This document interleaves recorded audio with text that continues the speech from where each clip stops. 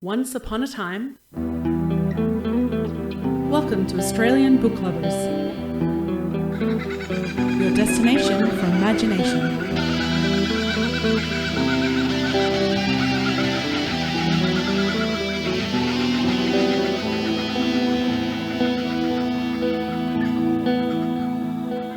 A big warm welcome to everyone and a huge thank you for joining us for the Australian Book Lovers podcast, episode 44.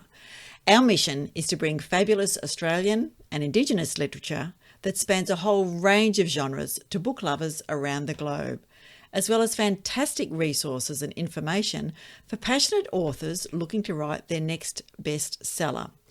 I'm Veronica Strachan, aka V.E. Patton, fantasy, memoir and picture book writer, reader, one of your co-founders and hosts for today, coming to you from Wurundjeri Woiwurrung country. So, Womanyeka.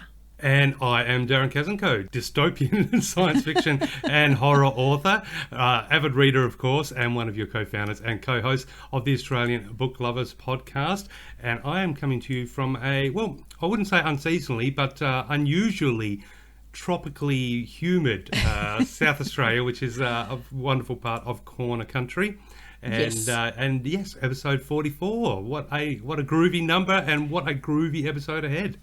It is. And is there something behind the number 44? Well, funny you should ask that. Is that a good segue? Yes. Smooth? Well, my education into the magic and mystery and meaning and symbolic wonder of those things that we call numbers is slowly growing with each episode. So, yes, I hear you asking, what is the meaning of the number 44? Well, apparently in now here's a word I always get a tongue twister, but I'll say that again. Apparently in numerology, double numbers such as 11 and 22, apparently they're regarded as what they call master numbers. Oh. So now, because they've got because they are master numbers, they have a special potency. However, and this is interesting, there's actually a debate amongst numerology experts as to whether 33 and 44 actually count as master numbers. So I might have to look up to see if there's a little bit of a rage-filled debate somewhere on YouTube between that, because that would be interesting, I think. So number 44, let's call it a master number. Mm-hmm. And they say that if you are seeing the number 44 in your life, well, we're seeing it today, then the universe has a message for you. So what could that message be? They say the number sequence 44 would like you, so in this instance us, because here we are on episode 44, to expand our ideas about what we believe is possible. Yeah, so the theory goes that we must plan well, lay down a proper foundation and keep the big picture in focus. Now, of course, the angel number is what it's also called as well. So the angel number 44 reduces the number, should I say 8, which is 4 plus 4. And this is a powerful number that refers to wealth and abundance. So if you keep seeing angel number 44, so now it's already changed from a master number to an angel number. Mm-hmm. It's a difficult thing. I'm trying to keep up with this numerology, but it means that we are receiving additional spiritual messages that are gifts well within our grasp. But in order to obtain these, we must stay grounded. So episode 44 may be, it is a message from the universe, and it's keeping the big picture in focus, and hopefully this episode's going to do a little bit of effort to keep that big picture in focus. And I wanted to add that in bingo, the number 44, the nickname is Droopy Drawers. Okay. What definitely can you say, really? Well, that plays a part in keeping focus on the big picture, I suppose. You've got to keep your drawers up. Well, I was going to say, yes, tuck your shirt in, do up your belt, and stand tall and proud. Oh, yeah. No, episode 44. How about we jump straight into some news? Excellent. Woohoo! Do.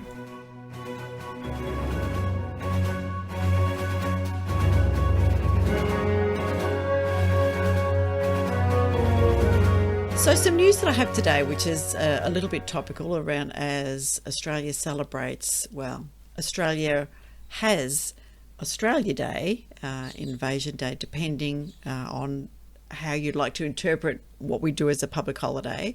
But I thought it would be important to say that a lot of publishers, as we're talking about publishers and readers and writers, are offering alternate working arrangements around January 26, which I think is a really good idea. So it started, well, it doesn't start it necessarily, but Affirm Press and Hardy Grant are two of them who are doing this. So Affirm Press posted a statement on social media confirming that their office would remain open on the day as they stand in solidarity with Aboriginal and Torres Strait Islander people. And they acknowledge the Boon Wurrung people as the traditional custodians of the land that their office resides on, as well as acknowledging the traditional custodians of the lands they're individually on today as we work from home around the country.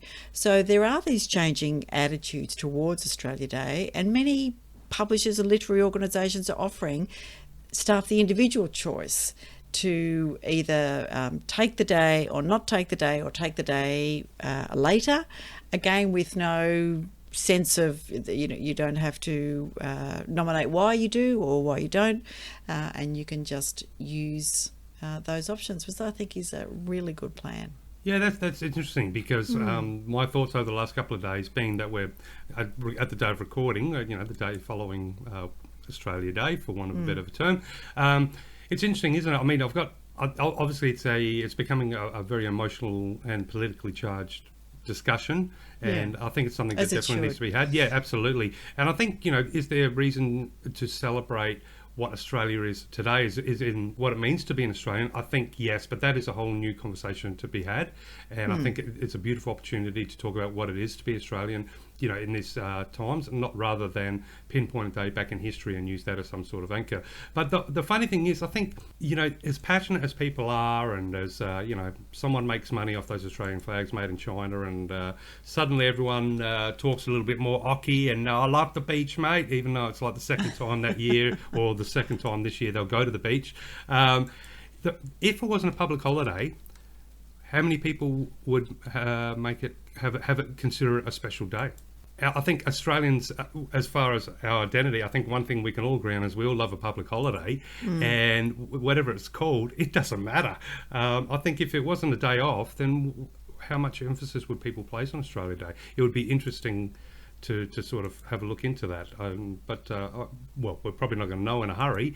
But a day off is we're just celebrating a day off, really. I don't think many people sit down and take the opportunity to reflect on our history, or perhaps look into what might be making, what might represent, what it is to be Australian today, and which would be made up of so many fantastic ingredients from all different cultures and all different experiences.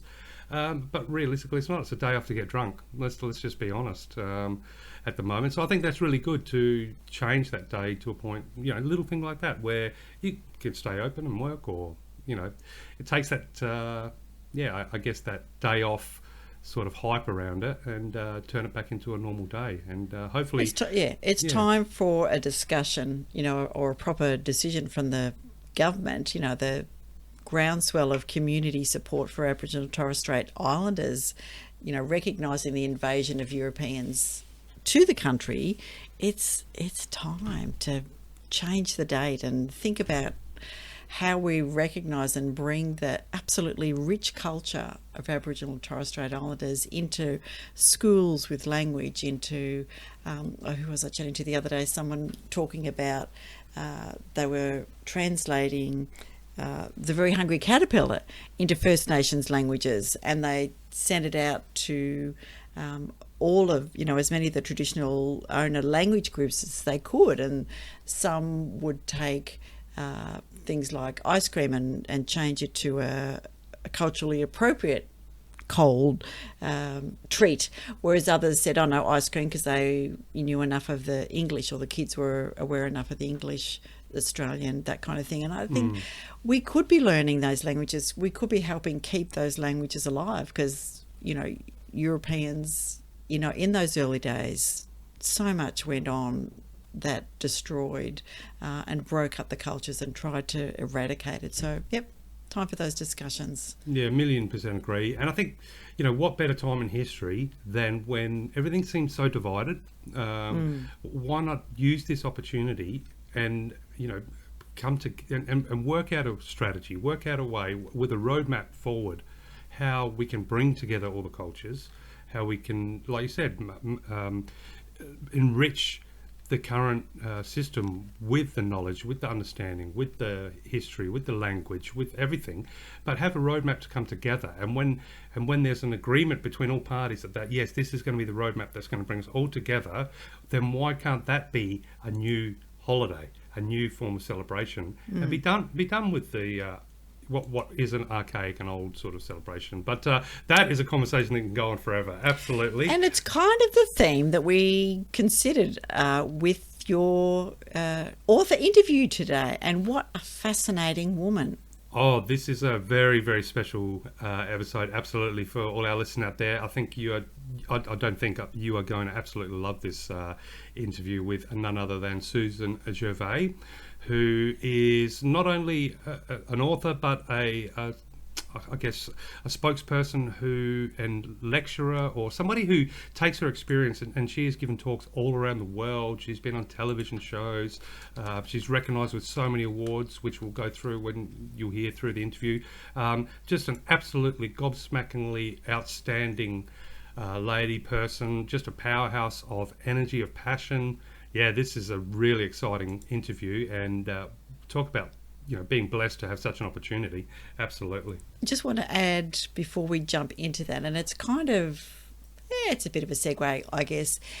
One of the other news items that I had is that there are some authors amongst the Order of Australia recipients, as well as the long-time owner of Fuller's Bookshop in Tasmania, Clive Tilsley. He got an OAM, as did Alice Pung and Lynn Kelly, and cookbook author Maggie Beer, and a whole stack of other people. So, and of course, as a South Australian, you should know that Maggie got her OAM. But I wanted to also mention, I knew she was a fantastic food artist. Oh yes, yeah. She's fabulous on the food. Yes. But Lynn Kelly, I've read her book, one of the many things that she did, but she wrote The Memory Code.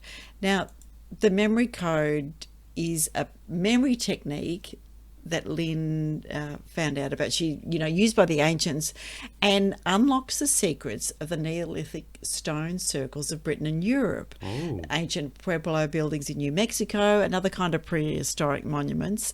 But in there is the traditional Aboriginal memory technique. So it's just fantastic. So that tens of thousands of years, you mentioned about the knowledge and the experience and expertise and history and all of those things that we, that really, I am still amazed how generous Aboriginal people are, that, most are so keen to share that knowledge with us and to welcome us into that history and culture. And so the memory code is a really interesting one, and as a non-fiction reader, it's something that you might enjoy. That it does sound fascinating. Yeah, it is really fascinating. And speaking of books, now as far as news segments go, I'm a little bit light this episode because we've got a whole heap of books to talk about next Yes. next episode. There's lots of people waiting to get their books uploaded, so we're getting there. Yes, Don't forget, Darren's been, he's I won't mention, but he's been unwell. Now he's good. Well, we all love multiple choices. So the last couple of weeks, Darren has A, been locked down, COVID and unwell. B, indulging a little bit too much vodka. C, all of the above. Send your answers too. No, I thought I'd just very quickly, I came across an article in the Sydney Morning Herald, and this is the top 10 book titles or book sellers here in Australia for 2021, and they are saying that it's the first time this century, which it's kind of weird, the concept really, but anyway, the first time this century that the top 5 of the top 10 list is actually by Australian authors. So coming in at number 1 is Apples Never Fall by Leanne Moriarty. I hope I pronounced that right. Moriarty, my apologies. Yep. Number 2, The Happiest Man on Earth by Eddie Jacquot. Mm-hmm. Number 3, we have the 143 Story Treehouse, and that's by authors Andy Griffiths and Terry Denton. Yep. Number 4, we have The Barefoot Investor which is by Scott Pate, which would be me, because I'm barefoot at the moment, about to put a whole $10 on some Bitcoin. No. And number 5, the Dictionary of Lost Words, of course, one of your favourites, Yes. by Pip Williams. So how ultra cool is that? Top 5 That is of the really top cool. 10 turned out all by Australian authors. So it possibly a really cool sign that, when people are going to the bookshop or clicking online and having a look, maybe their heart, their soul and their intellect, their imagination, everything is guiding them to now support Australian writers, which I think is fantastic. Yes, most definitely. And I have just one more very small item, which is the World of the Book Tour. So this is happening at the State Library of Victoria. Now, I'm sure the other state libraries have tours and things as well. But now that we're able to get out and about, and many of us feel comfortable not self kind of isolating as things are starting to improve. So the World of the Book Tour is a free guided tour that showcases some of the rarest and most significant works from the library's rare book collection.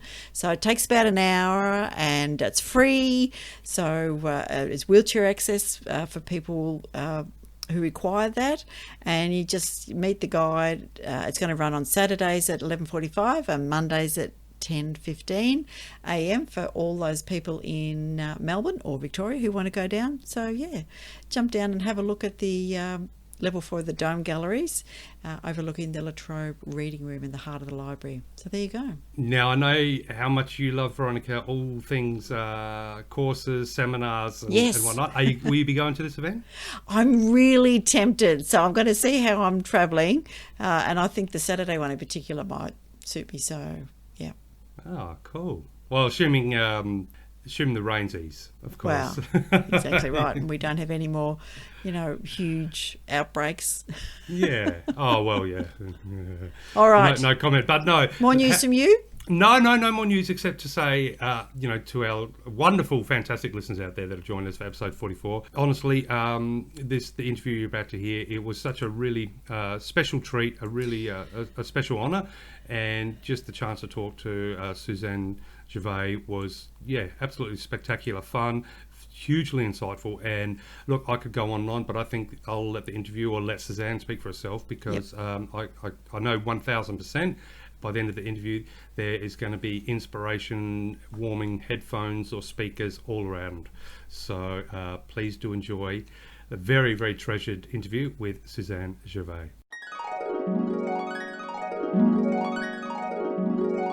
Thank you, everybody, for joining us for the Australian Book Lovers podcast interview. And my guest today, strap yourselves in, because this is going to be a very fun adventure. So my guest has received a Lifetime Literature Award for her body of work by the International Literary Association. She has published more than 10 books, including picture books, young adult and kids novels, has faced a number of life-altering challenges, and yet has constantly maintained an insatiable hunger to succeed. She has become a high school teacher, university lecturer, and educational consultant, specialising in child growth and development. From New York to Delhi and a whole many more places in between, she is a national and international speaker with the ability to captivate audience and inspire future generations. Just some of her achievements include the University of Technology Alumni Excellence Award, Lady Cutler Award for Distinguished Services to Children's Literature, winner of the Society of Women's Children and Young Adult Biennial Book Awards, notable awards from Children's Book Council Australia, and winner of Family Therapy Children's Book Awards, amongst others. Regional advisor of the Society of Children Book Writers and Illustrators, literary force of nature seeking to empower kids and adults with story, compassionate humanitarian and all-round superstar, Susanne Gervay, thank you so much for joining the Australian Book Lovers podcast. How are you? Not bad. Not sure if I can be a superstar, but I'm certainly going to speak to you. Well, I suspect many of your readers would probably consider you a superstar. Know about that, but okay, I'll take the accolade. Yeah, why not? Yeah, definitely. Now, Susan, I've got so many fun and interesting topics that I'm really looking forward to chatting to you about. But I thought, with your permission, I'd like to perhaps start the conversation off with something of a bit more of a serious subject than what we'll be finishing with. Serious but hopeful. Because I understand through reading your biography that I understand your parents actually escaped war to travel to Australia. And, that's something that is unfortunately, I think, a painful part of many migrant stories, including my family's history. And reading through your biography, you mentioned just one of the adventures you've had is spending time in India talking to teachers and writers about the possibility of books being a pathway to peace. So I thought my first question I'd like to bring to you is I'm wondering what sort of themes do you think are vital literary ingredients when it comes to inspiring that possibility of peace for readers and for our future? I think that youth literature, and I've got to tell you a dark secret first. I have written adult literature, but it's usually something I don't confide. Oh, okay. Yeah, because I really do want to write youth literature. Mm-hmm. Because young people are on that cusp of, critical thinking. Who are they going to be? Their minds are open and fluid. And when you partner them in story, especially on social justice themes, they become partners with you and we explore who they're going to be. And the thing is, when I was in India and I've been in Kiribati and I've been everywhere, man, which has been great fun and exciting and interesting, I found that story is the best way to engage in discussions of peace, because I am not Miss Congeniality. What do we want? World peace, of course. Yes. Through story, I engage them in incidents, in situations, and they will come to their own decisions. And of course, I try to encourage them, because I'm a bit subversive, that they choose peace and they choose a better world. But ultimately, it's about their choice. And that's the power of story. And obviously, reading through your bio, that was mentioned in India, but you've probably taken, or I assume you've taken that discussion around with you throughout your travels. Do you find the ability to talk about peace through story and peace through literature, is it a similar conversation you have and a similar feedback and response, or have you found that you've had to change the way you bring the subject up in different countries? Like, is there a greater sense of hope in some places? Well, I find when you speak to people, when you scratch them, they do really want stability, peace. They want to be all they can be. There is a similarity, of course, in their agendas, but every country is different. So, for example, when I was speaking in China, in Beijing and Suzhou, different places in China on literature festival, they're more circumspect because there's consequences for freedom and for telling what they really believe. So they wait for me to give them the platform to be free enough to speak. Whereas if I go to America, which I've had many tours there, the kids are much more forthright and they tell you what they think. And it's, each country does have certain protocols. When I was in Istanbul speaking to, honestly, thousands of young people, they were very, very passionate about democracy and peace. And I had a beautiful interview with a young girl who was about 17, and she spoke to me, interviewed me, and she said her hope in life is that she becomes a journalist and advocates for equality. But I mean, what's happening now in so many of those countries really causes me great despair, because the brilliance of the young people, their passions, are so intense, and I'm just hoping they can fulfill them. Yes, that's right, and fingers crossed the intensity will. Well, I'm pretty sure the intensity will win through. It may take, may face a lot of challenges, and it may require a lot of effort, but the intensity that I hope is building out there in our future generation is just too powerful to be ignored or to be stopped. But now, you've been kind enough to list a book titled Heroes of the Secret Underground on our Australian Book Lovers website, with the premise, a very intriguing one, being of children being transported back in time. And Now, I was just wondering, do you think it's important for the children, our children and future generations, to have a clear understanding with regards to, some of the horrors of the past, and of the unfortunate effects of wars, or do we look to the future and install new ideas and themes in, I guess, what's becoming a global community so that those mistakes won't be repeated? So do we balance more on the future, or do you think we always have to maintain that very strong link to the past in order to avoid a future that is in effect the past repeated? Well, I believe without understanding the past, we have no future. And one of the things certainly in Heroes of the Secret Underground, by taking young people today into the past, they become participants. And unlike the world they're in now, where they're often very disempowered, they're empowered in this story, and they make choices. And the choices they make are within the context, in this story, of the Holocaust. They make amazing choices of heroism, and are confronted with really huge decisions. Will that save that person? Will they risk themselves? How do they keep safe?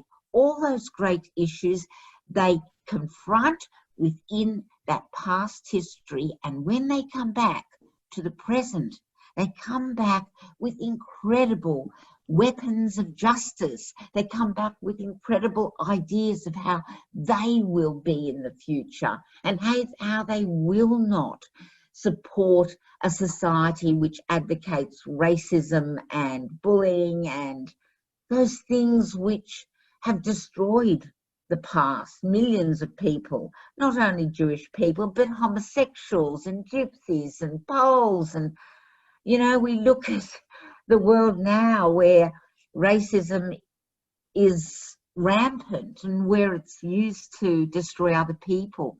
Maybe if they live through a really powerful story, what it's like, they come back with insight. And insight is that weapon of justice. Yeah, it's such a magical approach. I mean, the story itself, choosing to write, with characters that of a young age that are transported back in time, and then, like you mentioned, they see those events that through eyes that, I guess, own voice, to use a term that I've discovered recently, but something that they can relate to. It's this very different concept to simply reading about, something happening back in time. So that must have been not fun, but it must have been very rewarding to write that story, and obviously have that book find the readership that it has. So I'm just wondering, I have no doubt you've had the opportunity to hear from some of the readers of Heroes of the Secret Underground, as I'm sure there are many, many, many. And I was just curious, what sort of perhaps new understandings did you find that some of your young readers gained from reading that tale and from going back in time? Yes, well, I have had the most powerful letters and emails really I've ever had from a book. It's been extraordinary. And they just feel they don't quite understand why they love the story so much. They don't understand fully that it is impacting on their value systems, but they come back and they write to me that they are different. And that's the point of it. That's incredible. They're not different as human beings, but they're different. It gives them insight. Because, look, I speak to many, many thousands of kids, and I can tell you they are frightened, a lot of them. They're frightened of climate change. They're frightened of a world at war. They're frightened of, certainly, corona. They're just living in this state of fear. And I guess a book like this empowers them to know they are not victims. They are actors on the world stage. They're the actors in their lives, and they can engender change. They can be those young people, whatever way they want to do it. They can be growing their gardens to create natural products if they feel like it, or they can make sure that when there is racism or bullying within their social milieu, they stand up, or they draw them, the people to them. They don't let them stand alone. There are so many ways for them to change their world in a positive way, not become victims of it, but become champions of it. It's such a beautiful thing to say, and I've often of late been, I guess, focused on the technological side of society and how much it's progressed, and the different digital landscape that, say, kids today are going through that I did, because I myself don't have any children, so I can only think about what I grew up in, and the differences that I see today. And as you just mentioned then, how a lot of the feedback is, that they're worried about the future, they're worried about these things, and I can't imagine what it must be like. I mean, we had, I guess, when I was going through high school or primary school, it was the Cold War with Russia, and the threat of nuclear war. But that was always on the periphery. And if we didn't see it, if it wasn't just something in the periphery, you might see it in your action movies or something, where there was always the enemy was Russia. But there was no immediate threat. Whereas today, you've got the coronavirus, where they're going to be schools shutting down, the masks, all those sorts of things. But not only that, they've got access to the internet, and there must be so much conflicting information and so much stuff that could easily build that sense of anxiety. So I'm beginning to really appreciate how important a book like yours can really be, in the sense of it's not a 5-minute piece of information they're receiving, and it's a very profound story that they become a part of.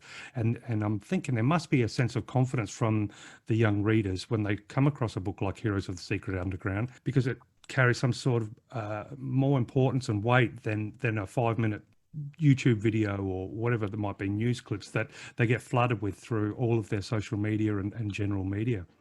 Well, so much of, the young people and old, we're the most informed and uninformed community ever. We're uninformed. That's a good way to put it. Yeah, well, it's true. I mean, the fake news gives us misinformation, and we've got real news, which is truthful, but it's very hard to find what is true or what is not. And one of the things is, you're right, when you get snippets of news, and I'm always flicking through the news, you never know the true story or the whole story or the nuances which make a story real or fake. And when you actually delve into real story, become party to it, become a character on that journey, you develop deeper insights, and that gives you more power to understand when you receive the fake news, the real news, the snippets here and there, which are always so shallow. Well, I'm glad to hear some of your readers, well, at least one over in Istanbul, is looking and dreaming of becoming a journalist, because I think that is where, if we're going to be able to maintain truth somehow moving forward, journalism is, true and honest journalism is definitely going to have to play a part, because so much of what we see today that is considered news is really just click and paste from unknown sources. That it's basically Chinese whispers on a digital form.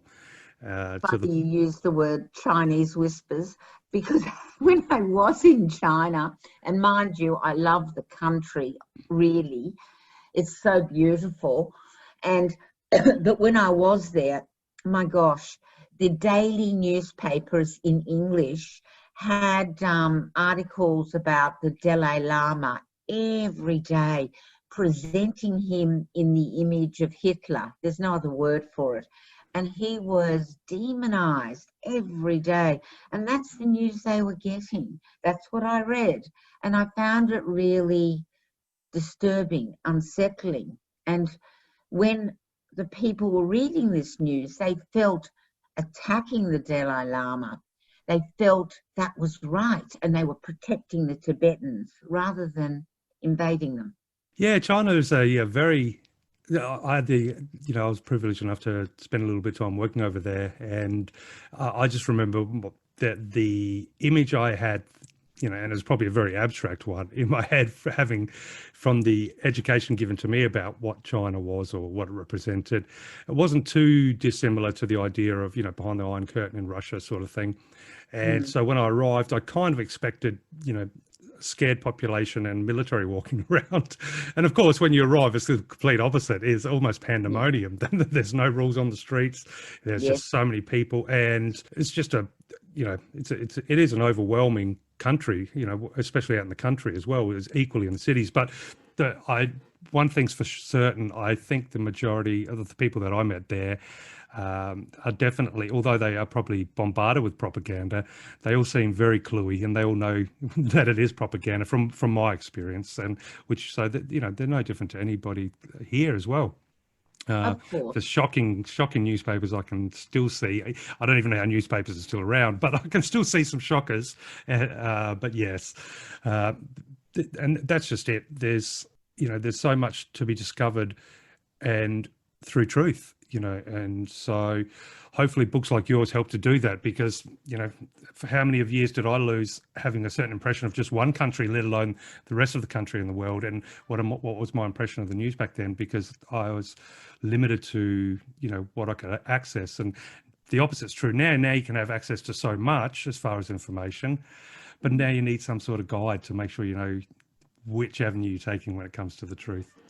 And with the rise of the internet, it's the demise of what we call professional journalism, because journalists have to be paid. They have to live in order to find the truth. And it's often much cheaper just to take, unsubstantiated quotes and information from here, there and everywhere and assume that's news. Well, it is not.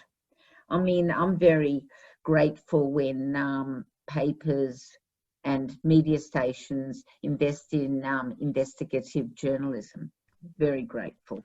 Yes, and I'm still hoping that sometime soon, at least in Australia, we have a centralised digital news source that maybe markets or at least builds its business model on paying for the best and most neutral and honest journalists that we've got, because then that's worth submitting money to. That's worth getting a subscription for. If I know I can go there and be 100% confident with reading an in-depth analysis of whatever the current news might be, as opposed to services that rely on mouse clicks and advertising, which is still good, but it still gets a lot of news out there.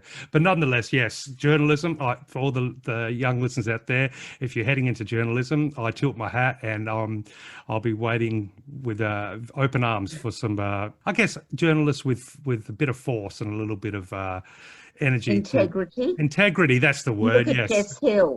Jess Hill. I was interviewed with Jess Hill, who is the former ABC journalist who's investigating domestic violence, and she's just had a 3-part series on SBS on domestic violence, and it's gripping and reality, and trying to create a safer community for families and for women and children. Yeah, which is very, very well. It's always been important, but it's positive to see that's a discussion that's being had a little bit more in the open now, and the level of importance being placed upon it is definitely increasing, which is really good, and something that's very, very needed, least of all in our society, but around the world. And one of the things about writing for younger people, and I do write from very early childhood books all the way up to very high-end young adult crossover adult books, is that these stories can be shared with adults, and it opens a discussion between the young people and adults, because often people like to tell you what to think, and that works not well. I don't like to be told. I like to work out my own solutions, and stories are a powerful way to open that discussion. Yeah, that's a really good point you make, in the sense of being able to be read by, for example, parents and children. Then that forms a bridge, doesn't it? And it becomes a shared adventure, shared story, a shared discussion about feelings and what you took from it, as opposed to like you said, being told what you're supposed to think or what you're supposed to take away from it. Well, look, it just doesn't work. I mean, I wrote a book a number of years ago called The Cave, where I sucked out my 17-year-old son's brain. It was pretty bad. Okay. I've never been a 17-year-old male, and I do live my experiences. And it really was on the issue of consent. And it's very topical now. It was about a group of boys in a boys' school going on a survival camp. And as they search for, identity and their relationships with girls, the ones who see girls as an object to acquire, others who want a relationship. It's centered on the issue of the Lily rape, which happened quite a few years ago, where a group of boys did assault and rape and basically kill this girl, the Lily situation. And look, I wrote that in order to open discussion about male-female relationships. There is a myriad of what we call non-fiction information given to young people, and let me tell you, it has very little impact. What has impact is if you can identify with a story or an incident and come up with your own decisions, and that is life-changing. And that's what I seek to do in my work, that they read it and they are brought head on with situations, and they're faced with the question, what will I do? And I remember a year 10 librarian was speaking to me, and she said they read The Cave as a year set. And she said, I taught these boys from the age of 12 to 16, and I didn't realise I knew nothing about them. Through story, it became the vehicle for them to reveal their own lives, their own opinions, because it's too scary or to actually reveal what is really in your mind. And often they don't even have the insight to articulate it. You get story and suddenly you think, okay. And that's powerful in engendering change and insight in our young people, because they become the older people, and we would like them to be, ruling the world in a different way. Yeah, I agree with you on that one. But that's it's such an important thing you mentioned there in regards to the power of story and the ability, I guess, for want of a better word, the safe environment that one can create through words. Yep. That allows exploration into perhaps conscious or even subconscious, themes, thoughts, difficulties that you're trying to work through. By putting, you can create a character to explore them, and there's that little bit of a distance, but that little bit of a distance also will gain you distance in the depth that you might haven't been willing to delve into certain issues previously. By creating that little bit of distance, you can actually delve deeper. And also, by the sounds of it, your goal, without putting words in your mouth, of course, but it comes across to me as giving readers the empowerment to understand that the future isn't set; it is theirs to be to be designed. The decisions can be made that they have not been yet made for them. Well, one of the things in Heroes of the Secret Underground, I deal with the Holocaust. I mean, that is a very confronting period of history.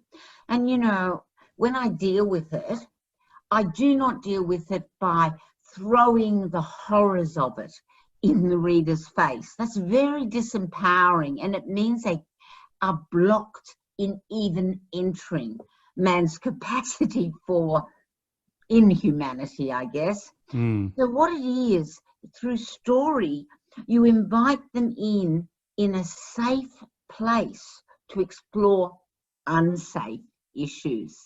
And when I write, especially for young people, all the information is there, but it is for the reader to decide how safe or unsafe it will be and how it will impact on them. And that is part of the, I guess, craft of writing for younger readers.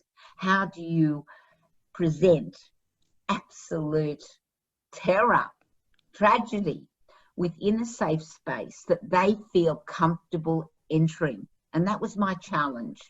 Sounds very much a balancing act there with that, because tipping it one way or the other would sort of break that spell, Yep. wouldn't it?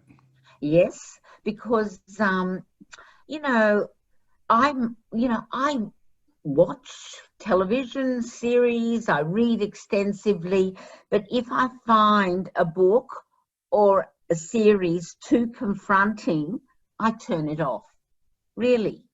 So the challenge is how to make this story so compelling that you want to go through that time slip to this period and find the adventures and courage that empower you, that make you want to turn those pages till you find the end, which will be your own heroism. Yeah, and heroism surely must play a big role, because as you were talking, I was just thinking that to be shocked is easy, or to be put in a position where you just don't want to, it's too confronting.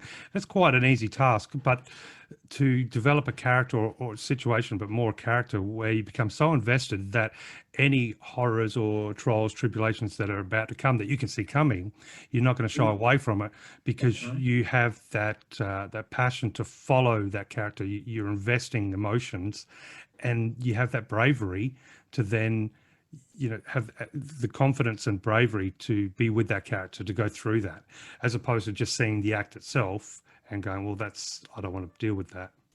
Well, I find that non-fiction, which, I love non-fiction, but often it is presented either too dryly, so you don't engage and you forget. I read lots of non-fiction, but I can never remember anything because I'm not emotionally engaged. And you can't remember unless you feel it. That's how you remember facts. So non-fiction is wonderful, but not necessarily defining of your character and who you are going to be. But taking a non-fiction platform, a period of history, and placing it in a fictional setting where you are the actual protagonist. It's not that you're creating characters. You are making the reader the protagonist. And believe me, they don't forget as they face each of the challenges. And that is the power of fiction. Yes, and I agree with you 100%. Look, I'm a huge lover of nonfiction. I'm not sure how that road came to be, but over the past 10 or so years, it's been my predominant reading. But when I read, and you may be similar, if there's a particular topic that strikes your fancy, then there's probably 3, 4, 5, 6, 7 nonfiction books centered around a particular topic or scenario or period of history, whatever it might be. But you're right, a lot of them aren't written with a lot of emotion, hence by their very nature. But I always love to be able to then look for some sort of, whether it's a biography, a memoir, or some sort of, some sort of Human view with emotion. condition. Yeah, exactly. Someone who's experienced all of that scenario that I've looked into, and then just read a very personal lens, or look through a very personal lens of emotion, and much smaller field of vision, so to speak, within that whole world that I might have investigated. But yes, and then it really hits home. Then all the other stuff suddenly comes into focus, and that the weight comes into being.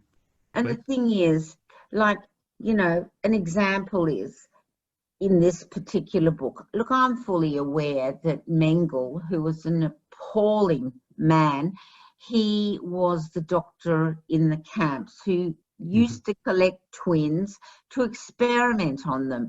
And they had very cruel deaths and cruel treatments. So I don't want to go into that aspect within my novel for young readers, but I do mention that there are twins and they need to protect them.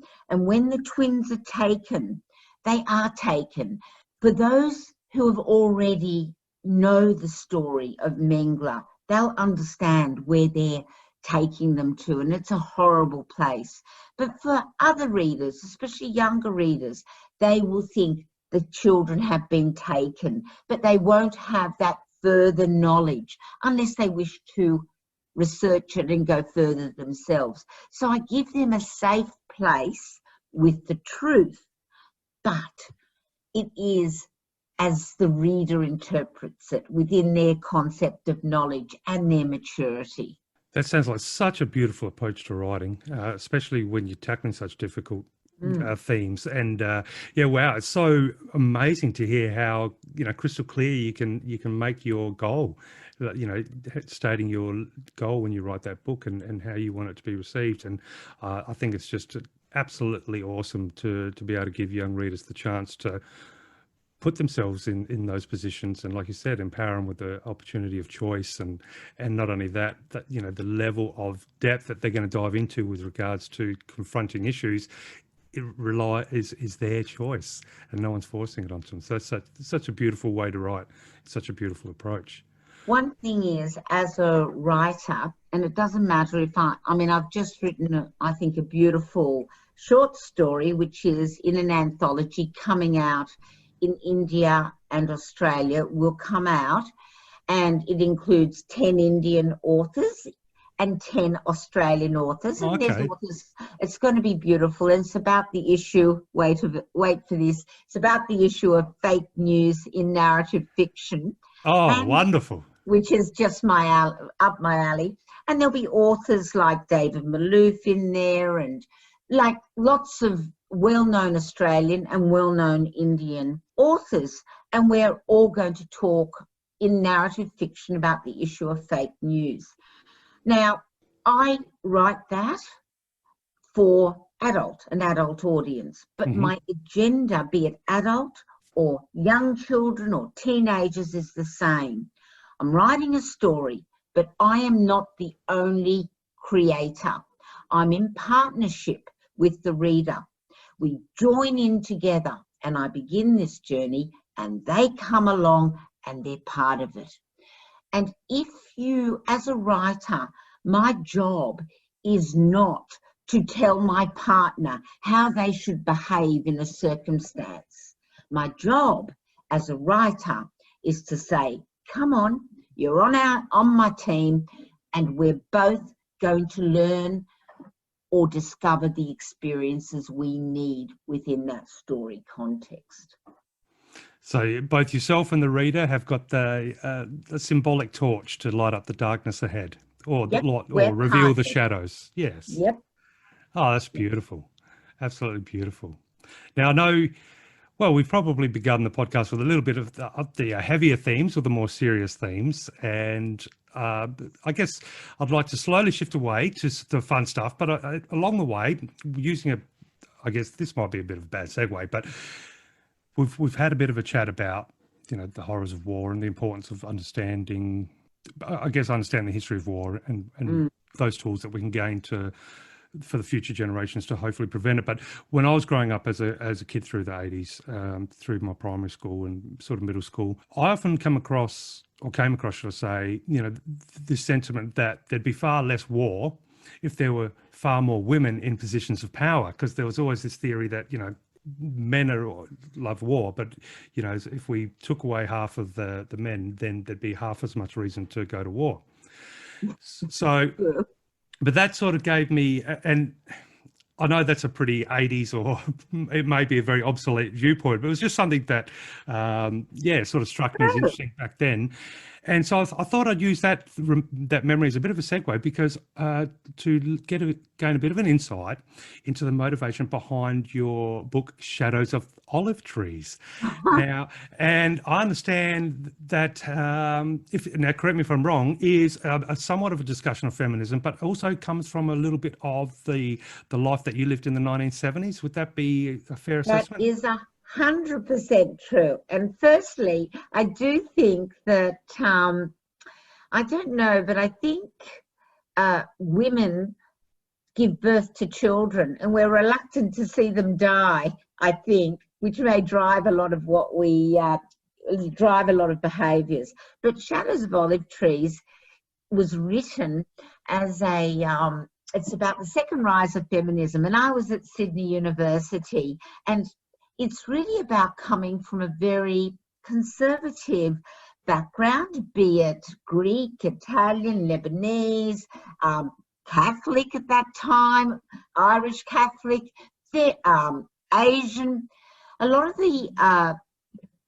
of the cultures were conservative and they had very defined roles for women. Women stayed at home, they raised the children, they could work, but only as an additive to the alpha male. And the 70s was a time where women were trying to express their freedoms, their search for identity, their independence. It was the time of the first test tube baby, Louise Brown, first test tube baby, where we didn't need men so much in producing that baby. We still needed them, of course. Yes. But it was a time of sexuality, women having contraception. It was the time of the first refuge.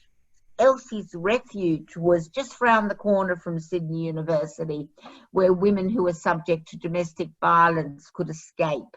It was the International Year of Women, 1975. There was a growing consciousness that women had a place in society other than a stereotypical role. And it was a time where there was wage discrimination, that if you're a man in the same job or a woman, the woman would be paid substantially less. All those sort of gender differences. And the thing is, this book is it's quite an important book, because people think if you are a feminist, it means you hate men. As if I have the best father in the whole world, my brother, annoying that he is. I love him to death. I have a son. Oh my God, he's the apple of my eye, and my daughter gets quite jealous sometimes. I mean, I love my nephew. I love men. They enrich every day of my life. I am not anti-male. I am pro-equality. I support Emma Watson, who is the United Nations ambassador for equality, her He for She movement. I've already signed, and on the dotted line, I hope everyone else does, her He for She movement, where it says, together, men and women seek equality. If we can't have equality for women, then how can we have a just and safe world?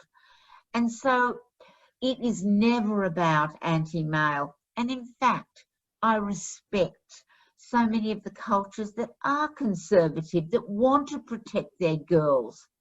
But that cannot be the bedrock of who we are. We have to be free to pursue our goals, to pursue our dreams. I mean, Jacinta Ardern, she's a woman and she's pursued her dream, and her husband is I think a journalist who looks after the baby, and that is fine.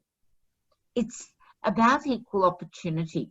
And this book is about my time at the university with all my friends, my girlfriends, and the amazing issues we faced as we tried to navigate between parents who wanted to keep us constrained, get married, have your children, make a nice cake, and our own desires to change the world.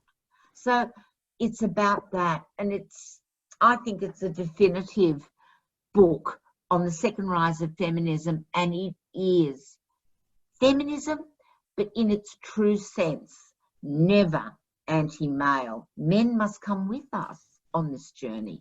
Without getting too much in a conversation about the definition of feminism, but I can speak from a male perspective. Growing up, I think that the word itself, it just seems to. It can be defined in so many ways, to the point where it's not. Sometimes it doesn't feel like an actual definition of anything, because it depends on who is trying to own the word at the time, if that makes sense. Yeah. Because equality is there's no equality. There's no subjective equality. Equal is equal, And I think that word is a lot more powerful. But feminism, depending on how it's used, who uses it, how, what the sentence it's used in, and the inflections in it, it can mean so many different things to a certain degree. Well, that's at least from my perspective, which is why it gets confusing. But well, it can be used as a word of insult. They call them feminazis, and I feel like yes, saying, yes, really? yeah. Are you kidding? But the thing is that it is not even about equality. It's equality of opportunity. That's what it is. We're all very different, male, female, whatever we are. But it's the equality of opportunity, and that is important. I mean, I've always wondered, do we reach a point where, for example, first round job applications, should you have to put your name on there? And That's indicate in any way, and then at least then, for example, they may choose, as you normally would in a hiring process, you might pick the top 5 or top 10, whatever you're going to break it down to, until you get to the interview stage, because then by that stage you've met, as from a business perspective, you're making decisions based on what's going to be best for the company. So one would think that by the time somebody walks in the room, even if there may be underlying bias from a hiring perspective in general, maybe by doing it that way, by the time a candidate walks in the room, whether that person maybe in the past might have been biased towards hiring a woman or hiring a man or hiring someone of color, whatever it might be, maybe because they've had to go through all those resumes and simply make decisions on what is going to be best, what is going to give them the best opportunity to grow and expand, it will make a lot more difficult to then go back against that and go, oh well, my bigotry is more important than the business. Do you know what I mean? Well, I look at Ruth Bader Ginsburg, who has passed away, as you know, recently, as one of the first first Supreme Court Justice, Supreme Court Justice, and what a woman she is. And she fought hundreds and hundreds of legislations across the United States for gender equality. Wasn't even female equality, it was gender equality. And her very first case was defending a man who was looking after his mother, who was very ill and who did not qualify for Social Security because he was a male. And she won that case. And it led to the whole issue of not feminism, but gender equity. The man needed the help just the same as the woman. It was the situation. And what an amazing woman she was. And she got to her position through the support of her incredible husband. He was a champion lawyer and he just supported his wife to the nth degree. And she changed America in that area of gender equality. It was amazing.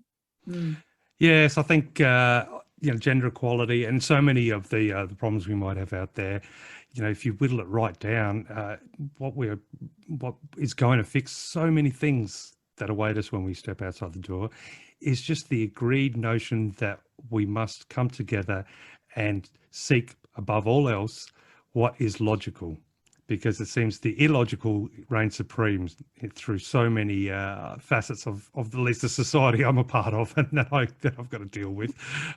Because to me, simple things like pay rate based on gender, for example, is just illogical. There's no logical sense. It's just not logical. And anyone trying to justify it is going to fall flat on their face. But they put themselves in a position to not have to justify it, don't they? So hopefully we can all find a world moving forward with a little bit more logic growing every day. It'd be a beautiful thing. Do you know what I really believe? That 95% of people are neither good nor bad. Some are better, some are worse. But 95% of us, you know what? We just want to kick along. We want to pursue our careers, or have relationships, just have a fairly ordinary life. We want to have friends and barbecues. And there's 5% of us who are not in that space. They want power. They want to control. They don't mind who they destroy on the way. But most of us are just pretty good people. That's what I think. Yes, I agree with you absolutely, and I always have a bit of a laugh with friends when we sort of talk about the meaning of life and all that jazz, and of course about that relates to the people in power. And I always think, if you are an individual who, let's say, you sleep on the same bed on average 5 nights a week, for example, or if you have a shower, you can only have one shower at a time. You can't have 3 showers at once. You can't No, you can't sit on 5 toilets at once. So no. someone with a 25 bedroom home and requires 10 other homes, and that's not Why? enough, there's something wrong with you. That you're a psychopath, basically, or at least that's my assumption. Because, when there are people out there that are looking for somewhere to sleep at night, when there are families that are looking for something, finding ways to try and eat or to stay warm or to survive, how do you sleep in that one bed with 19 beds? And I'm using this as a very vague example, while you're laying there wondering whether the gold that was used in your bathroom tap was of the quality that you hoped for when you originally purchased it. It makes no sense. There's something wrong there. And I think if any of us out there think that those people don't exist and aren't in a position of power, well, hopefully there's a lot more journalists that come out that'll change that view very quickly. Well, I just think a country, as rich as America, when I've been there and there've been, I don't know, whole car parks filled with people sleeping on cardboard. And those people who are sleeping on cardboard are not drug addicts, or they're not people with those extreme social situations. They're people who have lost their jobs and they've got no social security. And I find that pretty distressing. But I don't know. We have to, my view is we can't really change everything, but all of us need to live our lives and just do a little bit of good for someone else. Not a lot. We still need to be selfish and indulge. It's fine, and love our children, but everyone just does a little bit. It's amazing how we can change the world. No truer words spoken. And something else that's very powerful that changes the world, because we've been covering some serious topics, so I want to go on to a whole new topic. Yep. Liven things up a little bit, get on my rock and roll boots and put on my makeup, because I wanted to talk to you about That's Why I Wrote This Song. Now, so, I mean, you've obviously released so many wonderful books, and for all our listeners out there, we're going to be linking in our show notes to all of the books, and your young adult novels, including Butterflies, The Cave, and Daisy Sunshine. But as a musician, or as a former musician, I'd love to learn a little bit more about That's Why I Wrote the Song, because I noticed on the website that there is a couple of music tracks that can actually be downloaded. Yep. And by the looks of the book is about a girl band. So I am super curious, Susanne, is the story based on a band that you've met, seen, or had a chance to see, or been a part of your life? And how did the actual music recording come about? Is it you singing? Firstly, I could not sing. I sound like a frog. So that would be very sad for everybody in the world. No, what it is, it's a girl band based on my daughter's girl band. Ah, there you go. That's why I wrote this song. It's one of the few books that uses the narrative drive of the song and lyrics to drive the story. And I'm only going to say this: these are the two songs. My daughter wrote them, and we recorded them. One was called, wait for it, Psycho Dad. So I leave that to your imagination. No, look, as a former heavy metal musician, it'd be a title I probably would have used for one of my tracks, I think. So I love it. Yeah. And the other one is I Want to Be Found. And what happened was that my daughter, as a lot of young people, she's the same as a lot of young people, music is their voice. That's where they express their poetry of life, their sadness, their joys. It's music. And my daughter wrote songs in order to navigate her life, her psycho dad, I was divorced, her feeling of I want to be found, I'm lost. And I think music is the most amazing healing form of the arts for young people ever. Music. And I went into my daughter's room, and of course her walls were filled with Eminem with his underpants showing, of course. And all her favorite bands. She was in love with Eminem well before he became the amazing star he is now. And I'd just like to say how much I respect young people. I looked at it, and he's got his tattoos and his undies out and so on, and he swears profusely in his music. And I said to my daughter, why do you love Eminem? And she looks at me and said, well, because he's the best father in the world. He would defend her to the end. He was brought up as in a white, trashy trailer, and he decided that was not going to be his life. He is my hero. And when she was saying that, I thought how badly we judge young people. Because when she goes to hear him and he's swearing and he's this and that, what she sees is truly a hero who defied the odds. He was not going to be homeless, and he was going to be a good dad, and he was going to voice the concerns and the passions of young people. And I thought that was amazing. That's what. Yeah, well, look, I definitely wouldn't have picked you as an Eminem fan, but you're absolutely right. I mean, music obviously is, for me, just so powerful, possibly one of the most powerful things that's ever been a part of my life. And, to be an artist, I guess the whole idea of being an artist, whether it's writing or being a musician, writing music, painting, whatever it might be, sometimes it's through art that we can explore those extremes. So, for example, in your story about the Holocaust, there are going to be elements in there that are, unpleasant.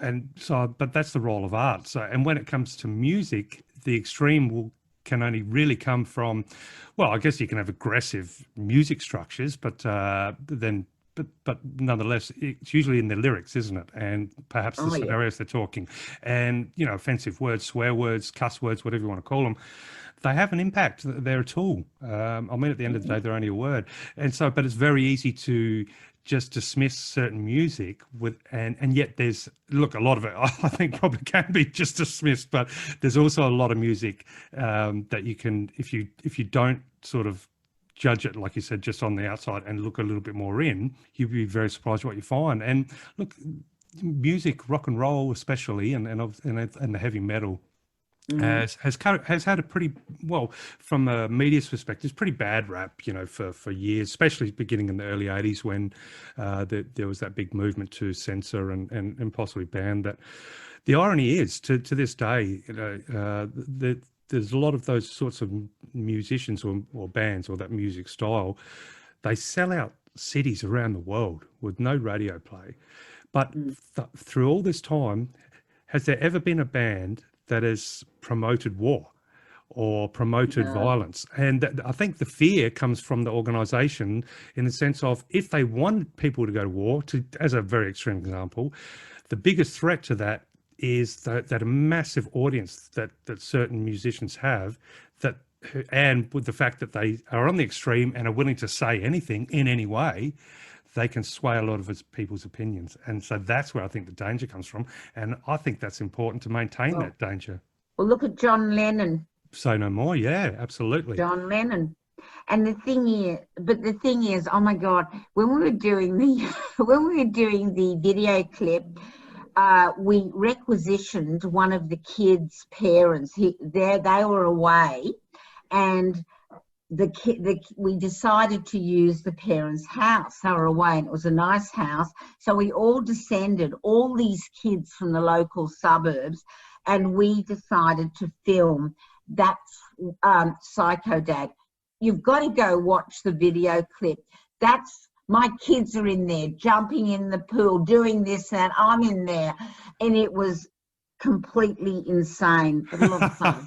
I was going to say, it sounds like a whole heap of fun. It was pretty mad.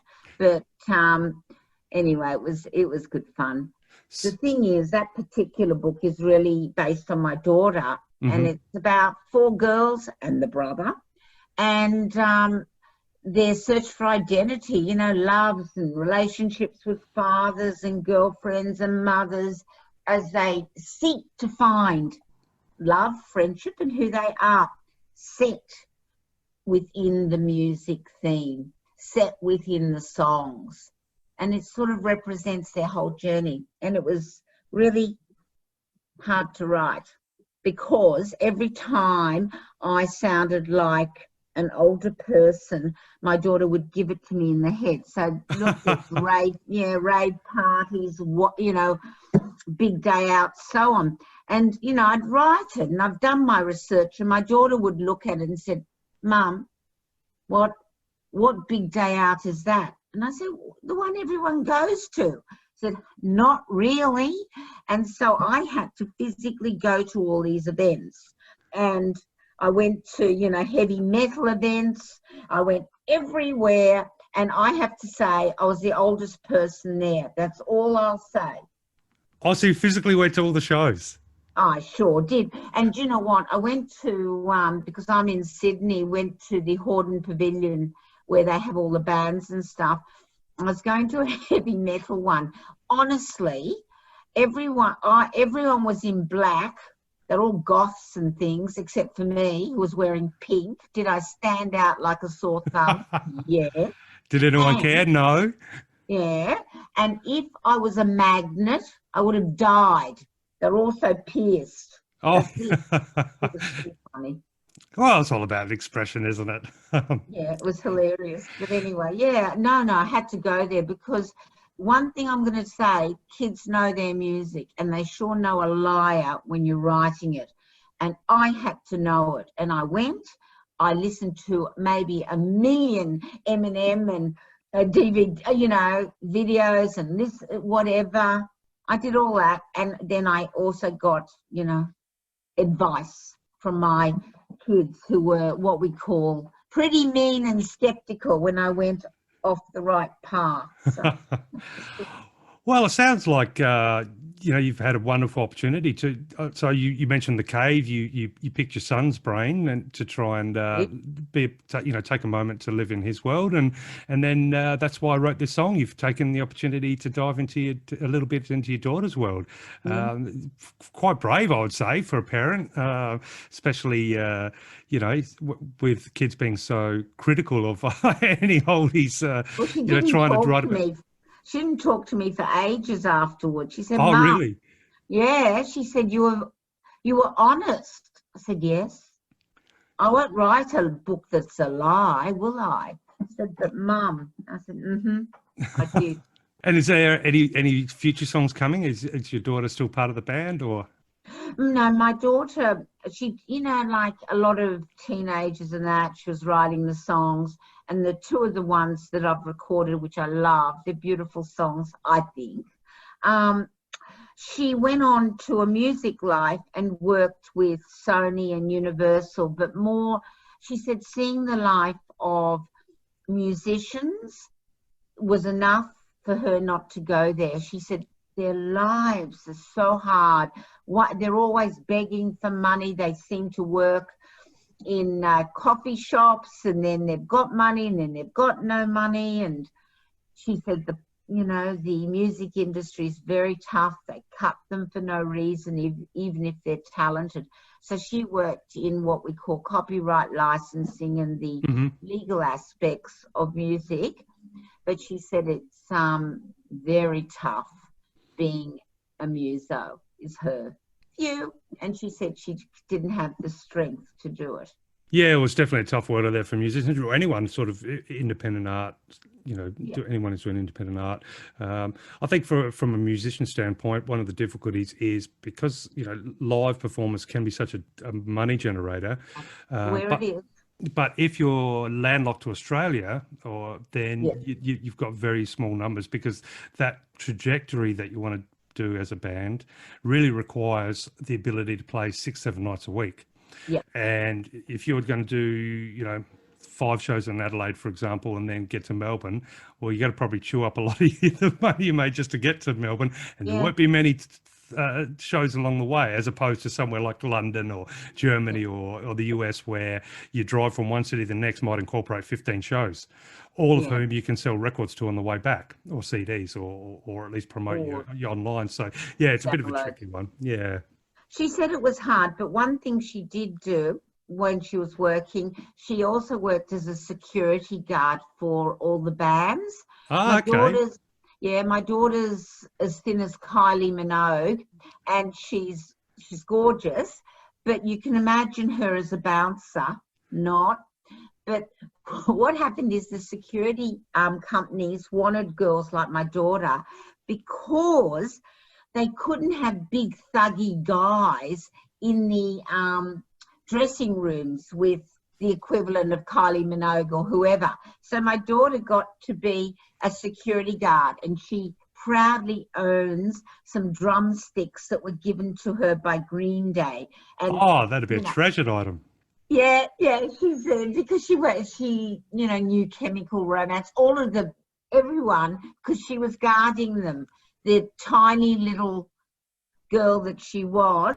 But she also said when there was trouble, if she came up, everyone was suddenly behaving themselves, whereas if a big thuggy guy came up, often the other guys that they were trying to control would end up in a fight. They never did with my daughter. No, there you go. Yes, and that is a definitely. Well, I suspect it has something to do with the men's feeling of being threatened or sense of power that they want to make sure that they have that someone else doesn't. Now that's a really interesting sort of segue to a brief little detour I wanted to take, because your collection of the books is YA and kids novels and picture books, but you've also got a collection or a series called I Am Jack, or the I Am Jack series, which I understand is about bullying. So talking about guys that when they get together, not just guys when they get together, bullying is across the board. But that's what you just had me thinking, because thinking about my primary school days, I can't remember the idea that concept of bullying as a bad thing was very prominent. Bullying was a case of more, you get picked on by the bully, you probably get in a fight, you both get in trouble, probably have to draw I must not fight 100 times, but my memory is you usually form a bond with the person you're doing the punishment with, and you just move on. Now it's much more in the spotlight, isn't it? The idea of bullying, that it does have ramifications, and it may not be something that you see instantly in the initial interaction, but bullying's also got more facets now, hasn't it? Because you've got online and whatnot. So how did the I Am Jack series come about, and what sort of impact do you think it's having around the world? I Am Jack's really for 10 to 12-year-olds, 9 to 12-year-olds, and it came about because my son was bullied at school. And as usual, I always use my life. He was bullied at school, and the truth is that bullying was not recognised, but when you break it down, it's just power abuse. Yes. It's on a grand scale, it's Nazism, or it's communism, or it's Rwanda on a grand scale. It's about one person or group who are more powerful than a weaker group. And the problem is that in the past, no one recognised this. They said, oh, you'll get over it. So-and-so's doing this, don't worry. And there was a lot of silence. And you know what? In Australia, we have one of the highest male youth suicides in the world, because stuff happens and there's silence. And bullying happens and there's silence. And you know what? Kids kill themselves. They really do. One. Number two, if they do not, and I do not want any child to feel so powerless and worthless that they would take their life, but a lot of them develop low self-esteem. They feel unable to achieve their goals. And I'm going to give you an example. I used to, before COVID, speak all over the world. And I was in the States and I was speaking, I think in Seattle. And you always know when a child's in trouble because you give your talk about the I Am Jack books. There's 4 books. You give it. And at the very end, kids in trouble will often wait for you. So there's this little boy, he comes up, he must have been about 11, and he says, Suzanne, can I talk to you? And I say, of course. And I know he's in trouble. And he said, oh, you know, with your stories, what happens if, you know, if you don't have, you know, a mother or a parent, and you're raised by your father? I said, oh, that's all right. He would love you, but he's away all the time. Anyway, he gave me this whole long story. And the gist of it is this kid was looking after his younger sibling, who was about 3, who he loved.